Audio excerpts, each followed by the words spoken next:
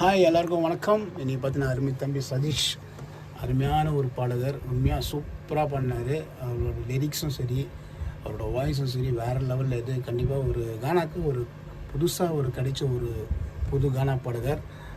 ரொம்ப சந்தோஷம். ஃபஸ்ட்டு எங்களை பாடுறது ரொம்ப சந்தோஷம். இப்போ வந்து சாங் போடுறேன், நீங்கள் எல்லோரும் கேளுங்க. உங்கள் எல்லாருக்கும் ரொம்ப பிடிக்கும் சதீஷ். இவரோட சேனல் வந்து சதீஷ் கானா சதீஷ் 90 அவரோட யூடியூப் சேனல். எல்லோரும் பாருங்கள். சாங் போடுறேன், உங்களுக்கு எல்லாருக்கும் ரொம்ப பிடிக்கும். தேங்க்யூ.